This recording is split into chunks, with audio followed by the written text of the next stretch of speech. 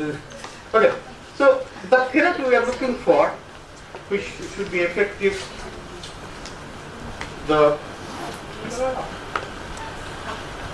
should be effective for all regular as well as drug-resistant TB, and that should reduce the generation of MDR and XDR. Actually, current therapy is long, and the multiple antibiotics which actually incorporate this for generation of MDR and XDR. And also, with that therapy, we should leave some kind of memory response which should work as a self-propelled vaccine. As you know, vaccine is a simply attenuated strain of any pathogen. Already the pathogen is there. In fact, the better one, virulent one. Once our target is to kill them, then if we can make some kind of memory response, leave the memory response, that can work as a self-propelled vaccine. So then we are looking for therapy of regular MDR, XDR, TDR, whatnot. So two ways to do that. This is like, one is immunotherapy. As you know, this immunotherapy, you are modulating your immune response in such as it can expel your bugs from the system. And your therapeutic agent is not going to physically interact with the harboring bugs, so you reduce the chance of making MDR and XDR. And second way, you can do some kind of novel pathway or novel antibiotic, so that you can really treat all the existing drug-resistant variants. So coming to the first, the immunotherapy, where your therapeutic agent is not going to physically interact with the harboring bugs. So what kind of immunotherapy we need? This is a literature actually says this is MTB survives within the susceptible host by modulating T cell responses, whether they reduce the Th1 response, there are a high number of Th2 response, and that story is not the complete. This is later on came lots of induced T regulatory cells. That data came from the several labs, including our lab, and also recently there are many other T helper cell subsets. One is buzzing a lot, is Th17. Then what we thought is, what the heck? Let's do it in a complete system, whole system. For that we have generated all various animals with either having Th1, Th2, Th17, and all their own combinations. So I'm not going into all detail, but I would like to get your attention with this strain of animal which is STAT6 knockout in a TGF-beta receptor dominant negative background, which really cannot mount the Th2 or high amount of Treg cells. Here is the data. This is the regular kinetics of MTB infection in the mouse, in the Bubsy mice. And here's the data we are talking about, the STAT6 knockout in a TGF-beta receptor dominant negative background. As this is mostly resistant, but it's not completely resistant. As you see, this is baseline is still is 1,000 bugs is there.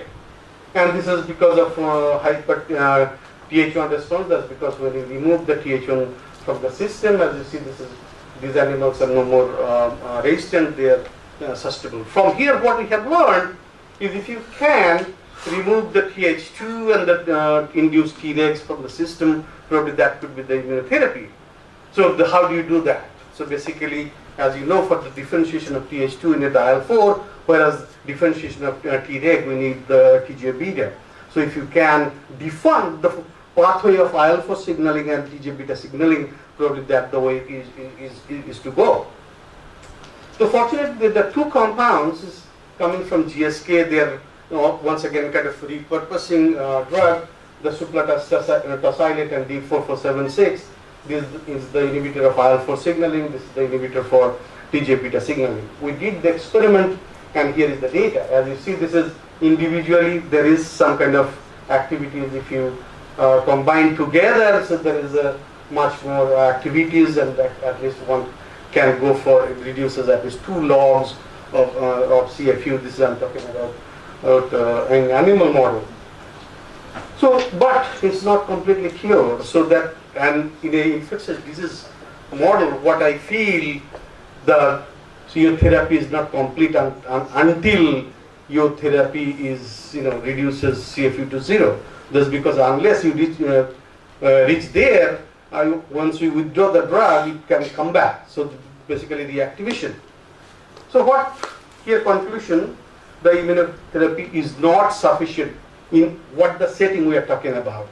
And also this is the very strong immune response. That's because once you remove the Tregs, the animals are very hyper-inflammatory.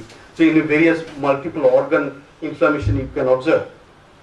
So now the question is, problem is where? If you go back a little bit, as Dr. Shendel rightly pointed out, the problem is here, where the extended period of treatment. Most of the CFU within the 1 month of classical antibiotic treatment is actually, CFU becomes almost zero, but thereafter these 4 or 5 months, that's all the problem comes in. Now where is these bugs are hiding? Why there is a problem? Sometime back, what we have shown, the MTB are some kind of shielded by mesenchymal stem cells, where the bugs are hiding, simply hibernating, not in a replication form. And also later on, what we found, even after treatment for 1 month with INH, still you can see there are some bugs are hiding in the stem cells. No other cells so far we can see that. Now the question is, will you target stem cells? I don't think so, but definitely then how to do it. So what we, with collaboration with Jagannath in UT Houston, what we found, if you can induce autophagy in the stem cells, probably that can reduce the bacterial burden from the stem cells. This is an in vitro experiment. The the stem cells infected and treated with rapamycin, etc., etc. And then what we found, if we in vivo treat the animals with conventional antibiotics plus rapamycin, what we found, you can actually avoid the generation of reactivation. So this is a reactivation experiment with the dexamethasone. If anybody is interested, I can definitely discuss it. However, we really cannot avoid reinfection. That means memory response is not being restored. Then we went ahead. What is the problem? The problem, what we found, simply cut the chase, what we found, because of antibiotic treatment, some of the activated T cells are also being cleared during the treatment period. So that also we have some answers. As you see, this is, if you can substitute nanocurcumin along with it, we can overcome this problem. So therefore, if you have a therapy of the regular antibiotics plus give curcumin plus rapamycin, then you can actually reduce or completely abolish the reinfection and reactivation. So therefore, the basically conclusion will be, this is a DOS plus curcumin plus rapamycin, which can avoid, you can reduce the length of treatment, also probably go to the sterile treatment, and also you can reduce the chances of reactivation on reinfection. So as you see, we are talking about DOS. That means we are talking about MTB. So what happens for the drug-resistant form of TB? As we have shown, there's the MDR for immunotherapy. We need D4476 and suprataspocide. Can we have those immunomodulators plus rapamycin or plus curcumin? So these experiments so far we do not have yet. The currently we are doing in this experiment. So only the last only one slide I have. The slide is more or less relevant with the novel antibiotic and probably relevant to the Northeast. So one of the projects what we are trying to find out, if there is any natural compound available in India that can actually have the antibiotic efficacy against MDR or XDR. So here is one compound, although I'm not telling you the name because it's available everywhere, and we partially purified, and this after purification, if we do the assay with the superbug, with the 27 drug-resistant E. coli, which is we call superbug, as you see, it forms a clear zone. And this is partially, we are not successful yet to have, complete, we do not know identity of this. in a mass spec, as you see, there are two major peaks. And when we did the experiment in vitro with the MTV, with the different MDR and XDR, as you see, we can have these drugs can kill all these MDR and XDR, all different strains. So we didn't, we thought, let's go for the in vivo experiment once again. We infected animals, and with this whole extract, not a whole extract, the what do you call it, enriched compound, but we do not know the identity yet. Definitely in mouse model, we can probably go to the CFU 0, but whether it can be reactivation or reinfection, that we do not know yet. So we are currently working on purifying and identifying this one.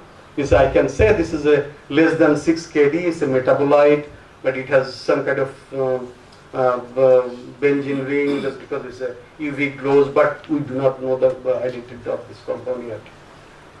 So what we at the end, in conclusion, what we said, the novel antibiotics and plus carfipine plus rapamycin could be the one which can have a therapy of MDR XDR drug, MDR XDR strain, and also can lead the memory response so that it can work as a self-propelled vaccine as well.